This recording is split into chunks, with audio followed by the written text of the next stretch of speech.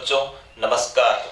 हमारे YouTube channel Vijendra sir chemistry में मैं आपका एक बार फिर से हार्दिक स्वागत करता हूं, अभिनंदन करता हूं। जैसा कि मैं बताना चाहूंगा, अपनी ऑनलाइन क्लास जो YouTube चैनल है अपना विजेंद्र सर केमिस्ट्री, इस पे ऑनलाइन क्लासेज जो केमिस्ट्री की है वो चल रही है और इस पे मैंने 2 लेसन आपको केमिस्ट्री के पूरे कंप्लीट करवा दिए हैं जो कि फिजिकल केमिस्ट्री के थे। ऐसे उम्मीद करता हूं आपने सभी ने उनको घर पे जाके रिवाइज करा होगा अच्छे से और उनके न्यूमेरिकल सोल्व करे होंगे और उनके जो ऑब्जेक्टिव क्वेश्चन है, जो डिस्क्रिप्टिव है, वो भी आपने सभी ने सोल्व करे होंगे। ये जो केमिकल काइनेटिक्स था इसकी पीडीएफ मैं आज डाल दूंगा और वो कंप्लीट उसमें नोट्स हैं और ऑब्जेक्टिव क्वेश्चन ये डिस्क्रिप्टिव एक एक नंबर के मतलब एक एक लाइन वाले अति लघुत्रात्मक प्रश्न भी हैं, लघुत्रात्मक प्रश्न भी हैं और उसमें न्यूमेरिकल भी हैं, तो उनको सभी को आपको देखना है। आज अपन जो फिजिकल केमिस्ट्री का सॉलिड स्टेट जो अभी तीसरा चैप्टर है, वैसे अपनी बुक में एक नंबर की एक फर्स्ट चैप्टर है ये सॉलिड स्टेट, ठोस अवस्था। सॉलिड स्टेट के बारे में आज अपन पढ़ेंगे या ठोस अवस्था। देखो बच्चों, इससे पहले मैं आपको बताना चाहूंगा, अपन 11th क्लास में अपन पढ़ते हैं पदार्थ की अवस्थाएं, स्टेट ऑफ मैटर। पदार्थ की अवस्था मुख्य तौर से पदार्थ की अवस्था को 3 भागों में बांटा है। कौन कौन सी अवस्था होती है? गैस अवस्था, द्रव अवस्था और ठोस अवस्था। ये जो पदार्थ होता है मुख्य रूप से 3 अवस्थाओं में, ये गैसेज स्टेट या गैस स्टेट, लिक्विड स्टेट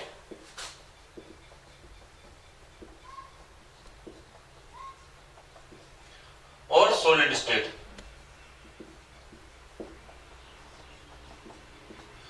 पदार्थ की 3 अवस्थाएं होती हैं। State of substance are 3 type, solid state, liquid state and gases state. अब मैं आपको बताना चाहूंगा ये जो बहुत अवस्थाएं हैं gases state and liquid state, इनके बारे में अपन 11th क्लास में पढ़ करके आ चुके हैं। अब अपन कौन सी स्टेट के बारे में पढ़ेंगे?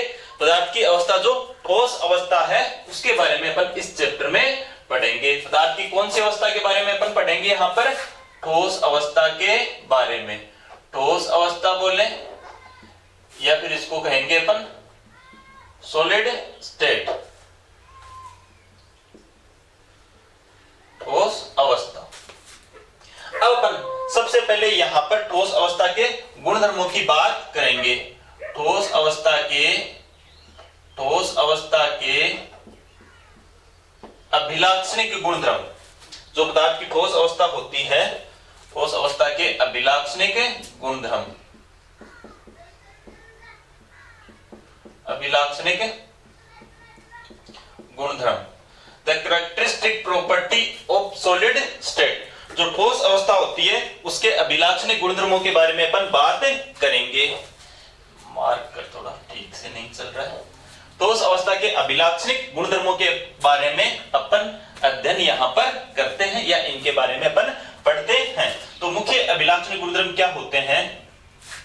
इनका आकार, आयतन और द्रव्यमान। द्रव्यमान क्या होता है? डेफिनेट। द्रव्यमान क्या होता है? इनका निश्चित होता है।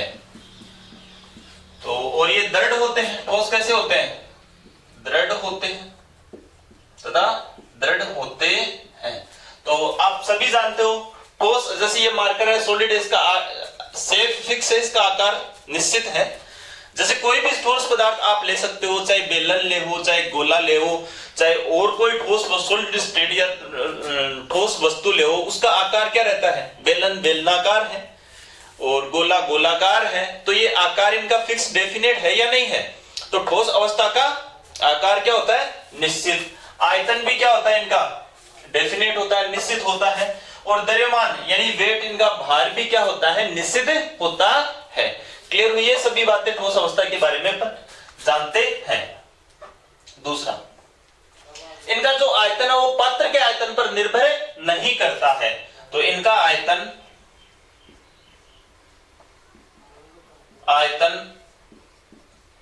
पात्र के आयतन पर निर्भर नहीं करता है। अब जैसे द्रव पदार्थ है, द्रव पदार्थ का आयतन क्या होता है, जिस पदार्थ में यानी जिस बर्तन में उनको डाला जाता है उसी का आकार वो ग्रहण कर लेते हैं। तो उनका आयतन किस पर निर्भर है, पात्र पर निर्भर हो गए ना, लेकिन ठोसों का आयतन पात्र पर निर्भर नहीं करता है। ये अपने को यहां पर ध्यान रखना है। और ठोस अवस्था में जो अवयवी कण होते हैं, ठोस पदार्थों के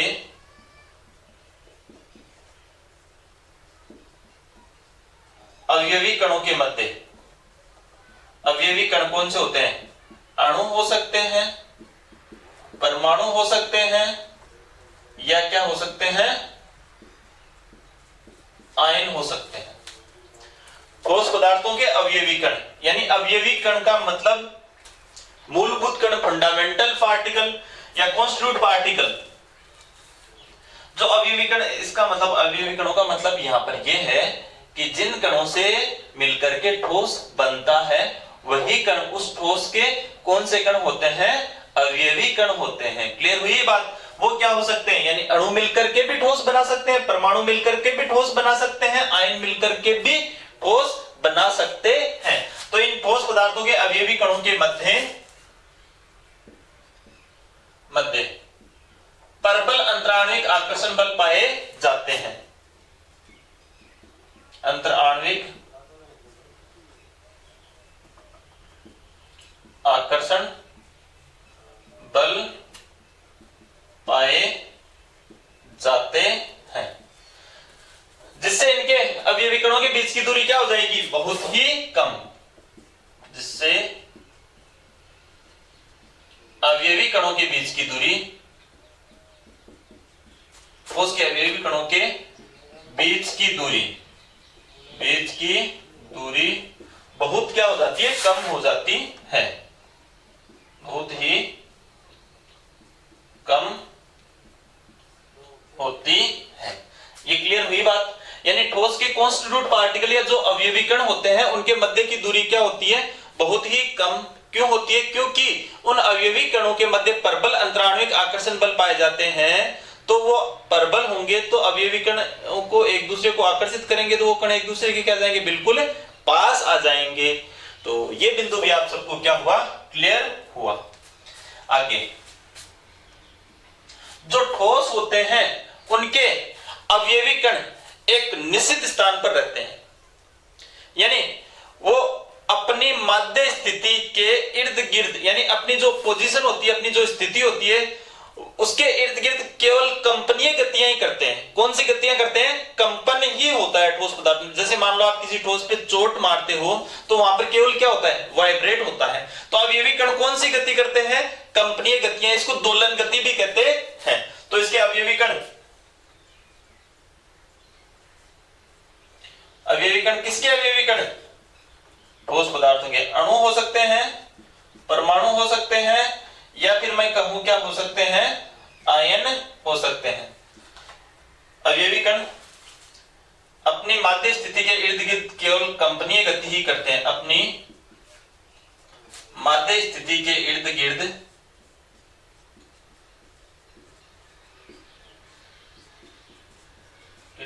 केवल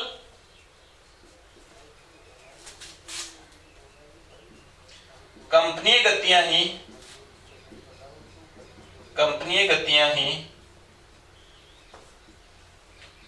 करते हैं। या फिर इसको अपन क्या कह देते हैं, दोलन भी कह देते हैं। क्या कह देते हैं इसको, दोलन गति भी कह देते हैं। ये बात भी आप समझ गए। किसी ठोस पर आप जोर से वार करोगे तो वह ठोस अपनी माध्य स्थिति के इर्द गिर्द क्या होगा, कंपन ही महसूस होगा। आप चोट मार करके भी देख सकते हो, क्या होगा वहां पर, केवल वाइब्रेशन होगा। क्लियर हुई ये बात सभी को। अब अपन बात करते हैं इसके नेक्स्ट पॉइंट की। मैं इसको थोड़ा ऊपर डिनोट करके लिख रहा हूं।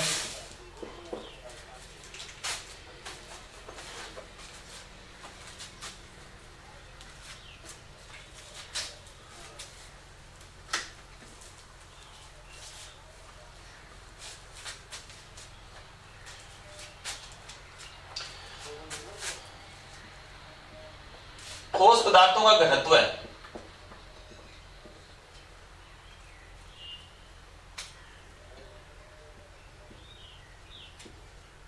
पदार्थों का घनत्व है, द्रव एवं गैस से अधिक होता है, अधिक होता है। ये सामान्यतः होता है। सामान्यतः ठोस पदार्थों का जो घनत्व होता है ना,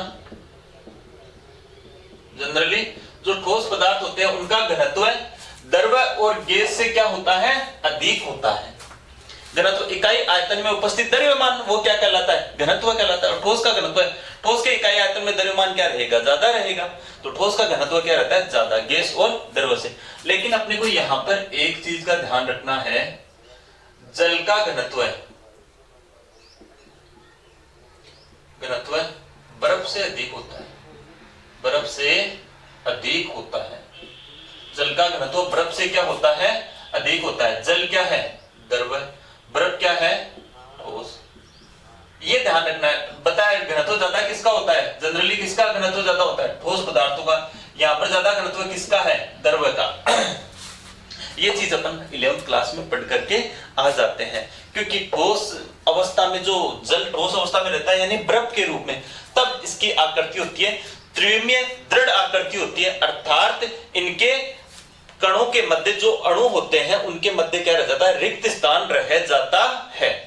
जैसे उसको गर्म करते हैं तो अणु पास आ जाते हैं, वो रिक्त स्थान क्या हो जाता है, भर जाता है, तो क्या हो जाता है, आयतन कम हो जाता है। घनत्व क्या होता है, द्रव्यमान बट्टे आयतन।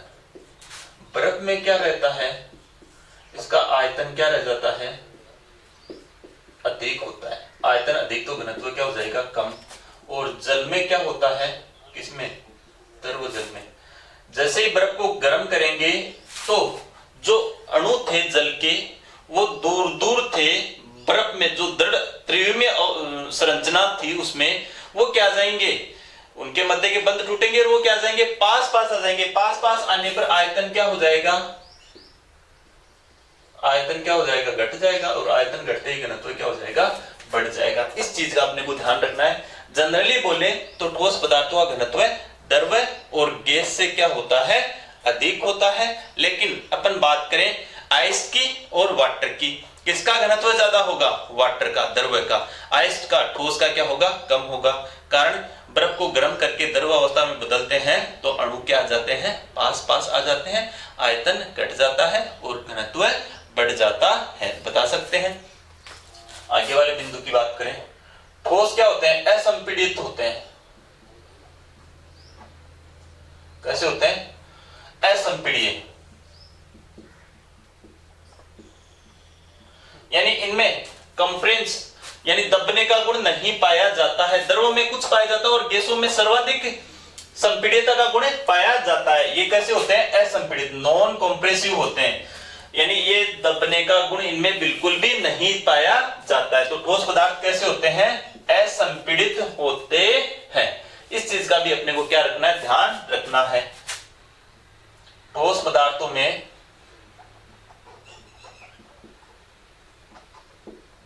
विसरण का गुण, विसरण का गुण क्या होता है, नगण्य, या फिर मैं कहूं गैस और द्रव से क्या होता है, बहुत ही बहुत कम, बहुत ही क्या होता है, कम। जो गैस और द्रव पदार्थ होते हैं उनकी तुलना में इनमें विसरण का गुण क्या होता है, बहुत ही कम होता है। यानी ये विसरित होने की प्रवृत्ति इनमें क्या रहती है, बहुत ही कम रहती है। किसकी तुलना में, गैस और द्रव की तुलना में। क्लियर हुई। ठोस पदार्थों में संपीड़ितता का गुण नहीं पाए, असंपीड़ित होते हैं। संपीड़ित क्या होते हैं, बहुत ही कम। और इन पदार्थों में डिफ्यूजन, विसरण जानते हो, उच्च सांद्रता से निम्न सांद्रता की ओर पदार्थों का गमन या अणुओं का गमन, ऐसा प्रक्रम ही क्या कहलाएगा, डिफ्यूजन कहलाएगा, विसरण कहलाएगा। मैंने सॉल्यूशन में विसरण, प्रासरण, प्रासरण दाब सब के बारे में आपसे चर्चा करी कि सेमी परमेबल मेम्ब्रेन वगैरह वगैरह एक्सेट्रा। तो इनमें विसरण का गुण क्या होता है, नगण्य होता है। अब बात करूं ठोस पदार्थ जिस ताप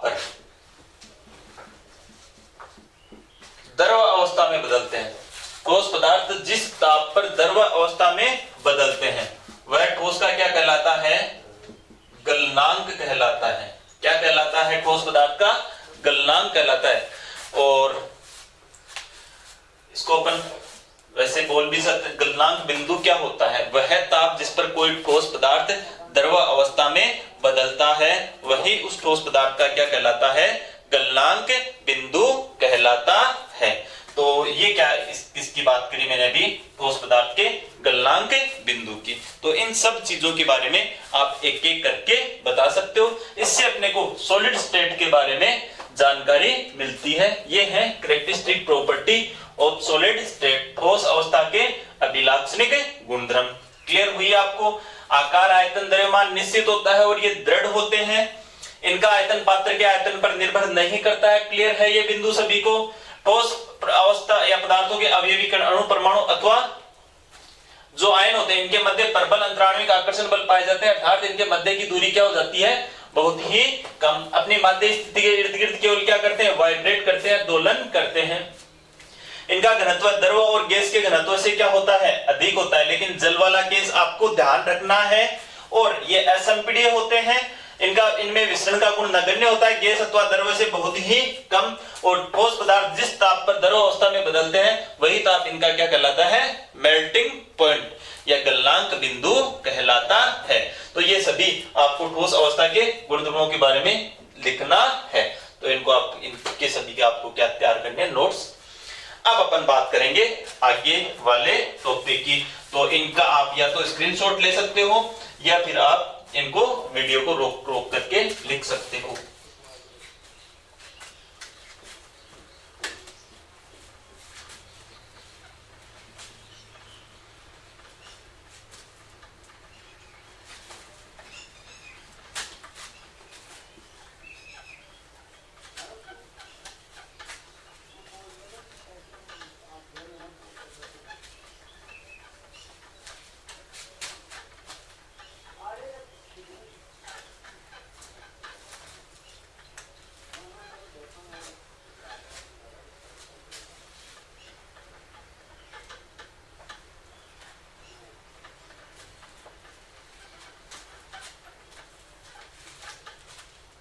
अब अपन बात करेंगे ठोस पदार्थों को मुख्य रूप से। ठोस पदार्थ मुख्य रूप से दो प्रकार के होते हैं। कितने प्रकार के? दो प्रकार के, टू टाइप। कितने प्रकार के? तो ठोस पदार्थ मुख्य रूप से दो प्रकार के। एक कौन से होते हैं? Crystalline solid.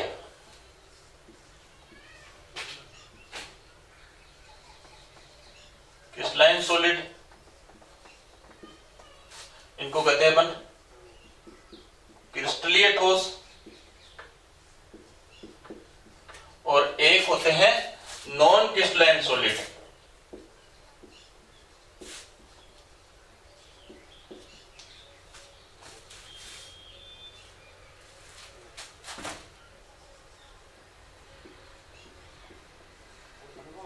इनको कहते हैं अपन एमोर्फस सॉलिड भी कहते हैं।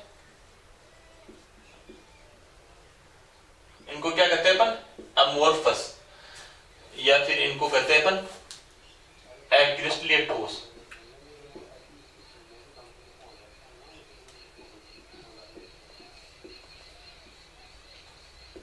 इनको क्या कहते हैं अपन? अक्रिस्टलीय ठोस भी अक्रिस्टलीय ठोस कहते हैं। तो ठोस अवस्था को मुख्य रूप से कितने भागों में बांटा है? दो भागों में। एक कौन से होते हैं?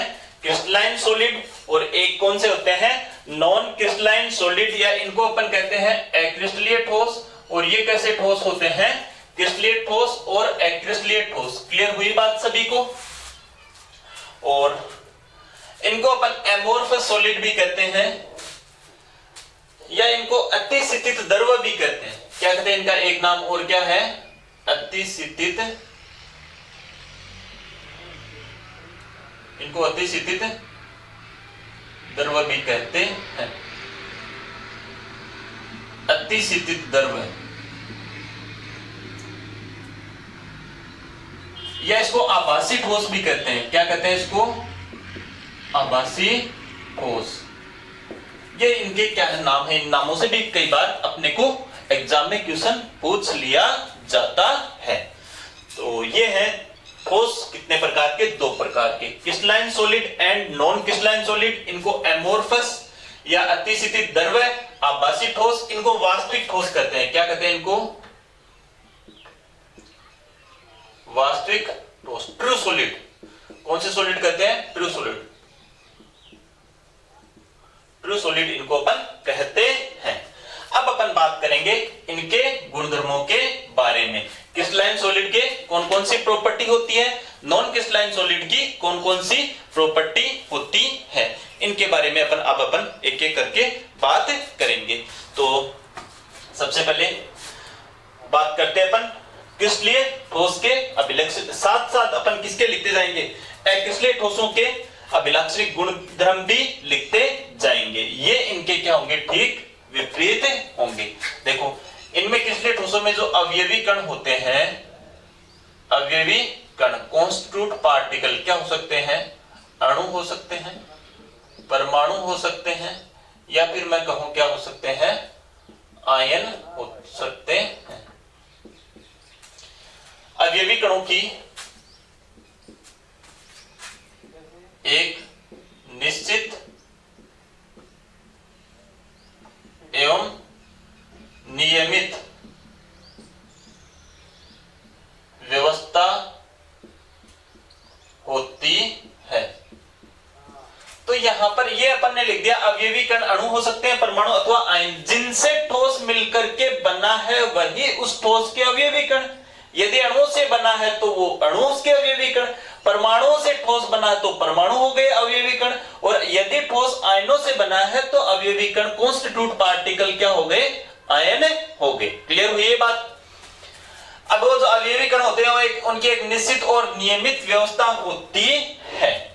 यहां पर क्या होगी? अवयवी कणों की नियमित नहीं होकर के एक अनियमित व्यवस्था होती है। इसको क्या बोलेंगे? यह नियमित व्यवस्था नहीं होती, इसको क्या कहेंगे अपन? अनियमित। जो अवयवी कण होते हैं उनके यहां पर लिखने को तो अपन अवयवी कण अणु, परमाणु या आयन की अनियमित व्यवस्था होती है, कोई निश्चित और नियमित व्यवस्था नहीं होती है, ऐसे अपन इसको बोलेंगे। क्लियर हुई ये बात सभी को? हाँ, दूसरा बिंदु है इसका, ये दीर्घप्रासी होते हैं, लॉन्ग डायरेक्शनेबल दीर्घप्रासी होते हैं, ये अपने को ध्यान रखना। और ये कैसे होते हैं? लघु प्रासी। तो जो क्रिस्टलाइन सॉलिड होते हैं वो क्रिस्टलाइन सॉलिड कैसे होते हैं? दीर्घप्रासी होते हैं। और जो नॉन क्रिस्टलाइन सॉलिड होते हैं वो कैसे होते हैं? लघुप्रासी होते हैं। क्लियर हुई ये बात? अब देखो दीर्घप्रासी क्या होता है और लघुप्रासी क्या होता है, अपन इसके बारे में बात करेंगे। दीर्घप्रासी का मतलब अवयवी कण जो होते हैं कॉन्स्टिट्यूट पार्टिकल क्या हो सकते हैं? अणु हो सकते हैं, परमाणु हो सकते हैं, या फिर मैं कहूं क्या हो सकते हैं? आयन हो सकते हैं। उनका अवयवी कण यानी उनका एक नियमित पैटर्न होता है, का एक नियमित पैटर्न होता है तथा उसकी पुनरावृत्ति एक समान समयांतराल के पश्चात होती है। अब देखो अवयवी कणों का एक नियमित पैटर्न होता है, एक निश्चित एक फिक्स्ड पैटर्न होता है, और उस पैटर्न की पुनरावृत्ति एक समान समय अंतराल के पश्चात ही होगी। उसको क्या कहेंगे अपन? लॉन्ग डायरेक्शनेबल। और ये क्या है? स्मॉल डायरेक्शनेबल, लघुप्रासी। इनमें क्या होता है? नियमित पैटर्न भी नहीं होता है और उसकी पुनरावृत्ति एक समान समय अंतराल के पश्चात होती भी नहीं है। जैसे मैं बात करूं यहां पर, इसको मैं समझाने की कोशिश कर रहा हूं। जैसे मान लो अवयवी कणों का ये एक क्या है? पैटर्न है, और इसके बाद में इसके पास में ये अवयवी कणों का कौन सा पैटर्न हो गया? दूसरा। ये पैटर्न था पुनरावृत्ति, ये पैटर्न हो गया। तो आप देख सकते हो यहीं पर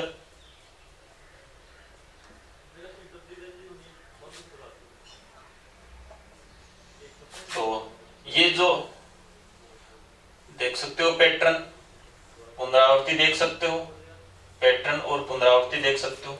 निश्चित पैटर्न है और निश्चित समय अंतराल के पश्चात पुनरावृत्ति, निश्चित पैटर्न है, निश्चित समय अंतराल के पश्चात पुनरावृत्ति। ऐसा जो पैटर्न होता है उसको अपन क्या कहते हैं, लॉन्ग डायरेक्शनेबल यानी दीर्घपरासी। यहां पर ऐसी कोई व्यवस्था नहीं होती है। जैसे ये कोई पैटर्न है,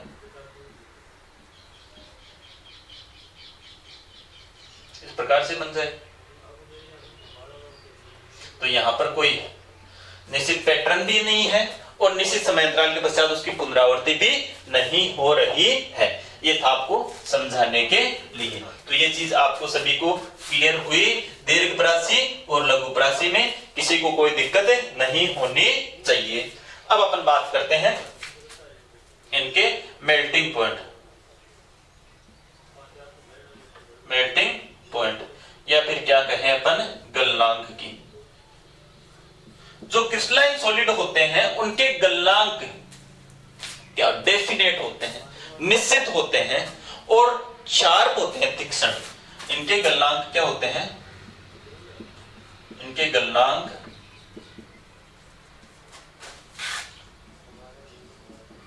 निश्चित तथा तीक्ष्ण यानी शार्प, शार्प होते हैं। जो क्रिस्टलाइन सॉलिड होते हैं उनके गलनांक निश्चित होते हैं तथा तीक्ष्ण होते हैं। यहीं पर एक चीज और लिखूंगा, अर्थात इनके शीतलन वक्र, शीतलन वक्र इसको अपन कहते हैं कूलिंग कर्व, डिसकंटिन्यूअस होते हैं, असतत होते हैं। कैसे होते हैं, असतत होते हैं। इनके शीतलन वक्र कैसे होते हैं, असतत होते हैं। जैसे इधर है समय और इधर है ताप, 0, 10, 20, 30, 40, 50, 60, 70, 80, 90, 100। इधर है टाइम और इधर है टेम्परेचर। अब देखो यहां से जैसे कोई ठोस पदार्थ है और उसका गलनांक बिंदु है मान लो 90 डिग्री, उसका गलनांक है 90, तो वो संपूर्ण ठोस पदार्थ जब द्रव में नहीं बदलता पूरा का पूरा, तब तक उसका तापमान क्या रहेगा, फिक्स रहेगा, ये रहेगा। यानी यहां तक पूरा पदार्थ का तापमान क्या रहेगा, जब तक द्रव अवस्था में नहीं आ जाता तब तक उसका तापमान घटेगा नहीं। कितना रहेगा, 90 डिग्री सेंटीग्रेड ही रहेगा। फिर मान लो उसकी वाष्प 60 पे बनती है तो पूरी की पूरी वाष्प कहां पे बनेगी, 60 पे ही बनेगी। जब तक पूरी वाष्प 60 पे नहीं बन जाती तब तक उसका तापमान नहीं बढ़ेगा। यहां से देखो, जब तक पूरा ठोस द्रव में नहीं बदल जाता तब तक उसका तापमान जो है वो कम नहीं होगा। बात समझ में आई, ये क्लियर है यहाँ पर। यानी ठोस पदार्थ, तो यहाँ पर कोई ठोस पदार्थ है और उसको अपन क्या कर रहे हैं, या फिर अपन ये ठोस की बजाय अपन क्या लें, यहाँ पर द्रव ले सकते हैं या फिर क्या ले सकते हैं, गैस ले सकते हैं। या फिर इधर से देखो कोई भी ठोस, मान लो ये द्रव था, या इसको अपन क्या ले सकते हैं, ये ठोस पदार्थ था और इसको अपन गर्म करेंगे तो ठोस पदार्थ को गर्म करने पर किस में बदलता है, ठोस पदार्थ द्रव अवस्था में बदलता है।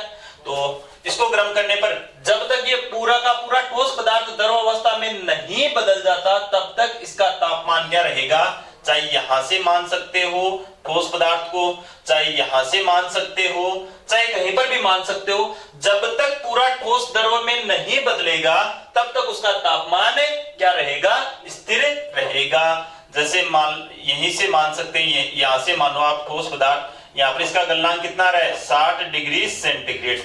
जब तक पूरा ठोस पदार्थ द्रव में नहीं बदलता तब तक उसका तापमान क्या रहेगा, 60 ही रहेगा। समझ गई। और मान लो इसका क्वथनांक बॉइलिंग पॉइंट कितना है 90, तो ये जब तक पूरा का पूरा वाष्प में नहीं बदलता तब तक उसका तापमान कितना रहेगा 90 ही रहेगा। इसका मतलब इसको क्या कहते हैं अपन, इनके शीतलन वक्र क्या होते हैं असतत होते हैं। ये देखो असतत है, डिसकंटिन्यूअस है, ये डिसकंटिन्यूअस है या नहीं है यहां से। और इनके शीतलन वक्र क्या होते हैं सतत होते हैं इनके। हाँ इनके जो पहले तो मैं बात करूं यहां पे मेल्टिंग पॉइंट की, गलनांक निश्चित नहीं होते, निश्चित नहीं होते हैं।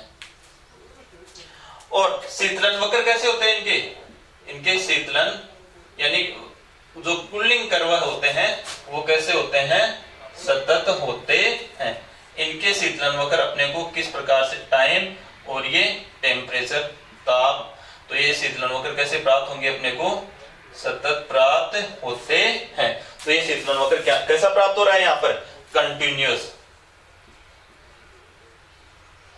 इसका मतलब कोई आप ठोस पदार्थ को गर्म करो तो वह किस में बदलेगा, ताप बढ़ाने पर दरों में बदलता जाएगा, ताप बढ़ता जाएगा, धीरे धीरे बदलता जाएगा। और उस दरों को गर्म करो उसकी वाष्प बनती जाएगी, ताप बढ़ता जाएगा, वाष्प बनती जाएगी, ताप बढ़ता जाएगा। यहाँ पर क्या है, जब पूरा का पूरा ठोस यहाँ पर जब तक दरों में नहीं बदलता तब तक उसका ताप क्या है फिक्स है। जब तक पूरा का पूरा द्रव वाष्प में नहीं बदलता तब तक उसका ताप क्या है देखो फिक्स है। क्लियर है क्या। तो ये कैसा है डिसकंटिन्यूअस और ये कैसा है कंटिन्यूअस। तो असतत किसके होते हैं क्रिस्टलाइन सॉलिड के शीतलन वक्र, और इनके कैसे होते हैं सतत होते हैं। ये चीज आप सभी को क्लियर हुई क्या। अब अपन नेक्स्ट पॉइंट की बात करते हैं, इसके बाद में बात करते हैं ये होते हैं विषमदेशिक। कैसे होते हैं विषमदेशिक दर्शाते हैं कौन क्रिस्टलेट ठोस जो है एनाइसोट्रोपी दर्शाते हैं। क्या दर्शाते हैं एनाइसोट्रोपी।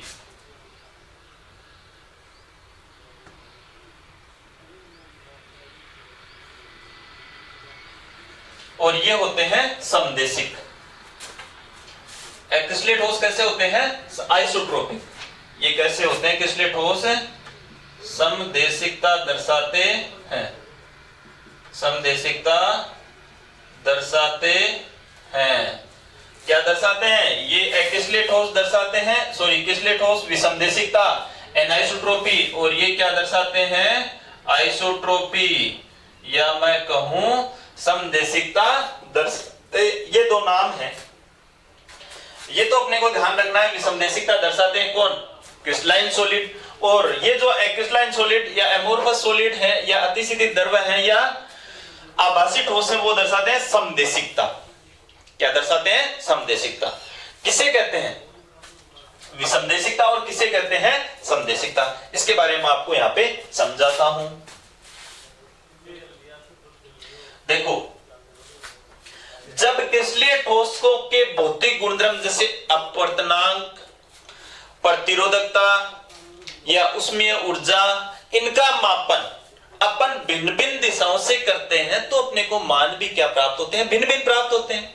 और क्रिस्टलीय ठोसों का यही गुण क्या कहलाता है एनाइसोट्रोपी या विषमदेशिकता। तो आसानी से बोल सकते हो जब क्रिस्टलीय ठोसों के भौतिक गुणधर्मों का मापन, किसका भौतिक गुणधर्म अपवर्तनांक है, तापीय प्रतिरोधकता है या फिर कोई ऊष्मीय ऊर्जा है, इनका मापन अपन भिन्न भिन्न दिशाओं से करते हैं तो अपने को मान भी क्या प्राप्त होंगे भिन्न भिन्न प्राप्त होंगे। और इनका ये जो गुण है यही क्या कहलाता है विषमदेशिकता। जैसे अपन मैं एक एग्जांपल से यहां पर आपको इसको समझा रहा हूं। ये जैसे कण है,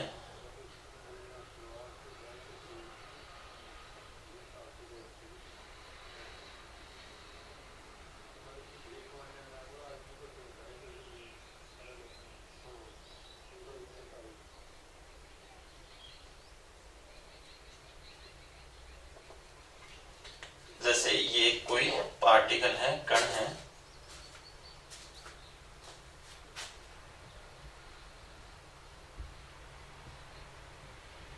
अब देखो अपन इस दिशा से मापन करते हैं तो देखो ये डॉट डॉट डॉट डॉट जो ब्लैक वाली बॉल है वो बिल्कुल एक दिशा में आ रही है, और जो ब्रैकेट वाली है, जो खाली स्थान वाली है, वो एक दिशा में आ रही है। अगर इसका मापन अपन इस दिशा से करें तो ये देखो खाली गहरी डॉट, खाली गहरी डॉट, खाली गहरी डॉट। तो मैंने यही तो कहा ना, जब क्रिस्टलीय ठोसों के भौतिक गुणधर्मों का मापन, कौन से गुणधर्मों का मापन है? भौतिक गुणधर्मों का मापन भिन्न भिन्न दिशाओं से, इस दिशा से किया और इस दिशा से किया। भौतिक गुणधर्मों का मापन भिन्न भिन्न दिशाओं से करने पर अपने को जो वैल्यू है वो क्या प्राप्त होती है? अलग अलग प्राप्त होती है। और क्रिस्टलीय ठोसों का यही गुणधर्म क्या कहलाता है? एनआइसोट्रोपी या विषमदेशिकता कहलाता है।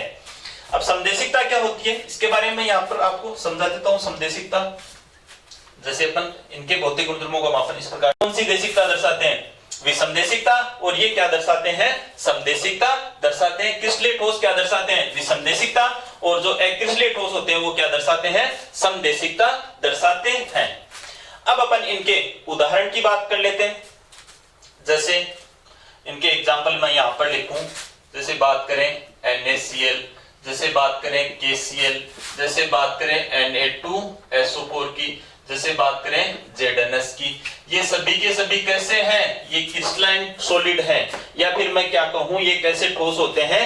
क्रिस्टलीय ठोस। इनके एग्जाम्पल की अपन यहां पर बात करें, जैसे क्वार्ट्ज है, जैसे रबड़ है, जैसे प्लास्टिक है। ये सभी के सभी कैसे होते हैं? नॉन क्रिस्टलाइन सॉलिड होते हैं, या फिर मैं कहूं इनको कैसे ठोस होते हैं? ये अक्रिस्टलीय ठोस होते हैं। ये नॉन क्रिस्टलाइन सॉलिड कह सकते हैं, या फिर अपन क्या कह सकते हैं? इनको अक्रिस्टलीय ठोस कह सकते हैं। अब देखो इनको अतिस्थितिज द्रव या फिर आभासी ठोस अपन क्यों कहते हैं, इनके बारे में मैं यहां पर आपसे बात करना चाहूंगा। अतिस्थितिज द्रव या आभासी ठोस इनको अपन क्यों कहते हैं? क्योंकि जब इनको गर्म करते हैं तो ये द्रव अवस्था में परिवर्तित होना क्या हो जाते हैं? शुरू हो जाते हैं। किसमें? द्रव अवस्था में बदलना क्या हो जाते हैं? शुरू हो जाते हैं। और लगातार द्रव अवस्था में बदलते रहते हैं। मतलब ये ध्यान रखना, इनमें बहने का गुण पाया जाता है, और वो भी बहुत धीमी गति से। जो क्रिस्टलीय ठोस होते हैं उनमें बहुत ही धीमी गति से क्या पाया जाता है? बहने का गुण पाया जाता है। इसी कारण इनको क्या कहते हैं? अतिस्थितिज द्रव। क्या पाया जाता है इनमें? बहुत ही धीमी गति से बहने का गुण पाया जाता है। इनमें बहुत ही धीमी गति से बहने का गुण पाया जाता है, यानी मंद गति से। इसी कारण इनको क्या कहते हैं अपन? अतिस्थितिज द्रव कहते हैं। जैसे कांच, तो ये प्रश्न तो बहुत बार पूछा जाता है, कांच को अतिस्थितिज द्रव क्यों कहा जाता है? क्योंकि कांच में बहुत ही धीमी गति से, मंद गति से बहने का गुण पाया जाता है, इस कारण इसको अतिस्थितिज द्रव कहते हैं। इसका बेस्ट एग्जांपल, पुराने भवनों की खिड़कियां देखोगे तो ऊपर से पतली और नीचे से क्या रहेगी? मोटी रहेगी। तो आप ये किसके प्रॉपर्टी हुई? क्रिस्टलाइन और नॉन क्रिस्टलाइन सॉलिड की। आप इसको लिख सकते हो या फिर इसका आप स्क्रीनशॉट ले सकते हो।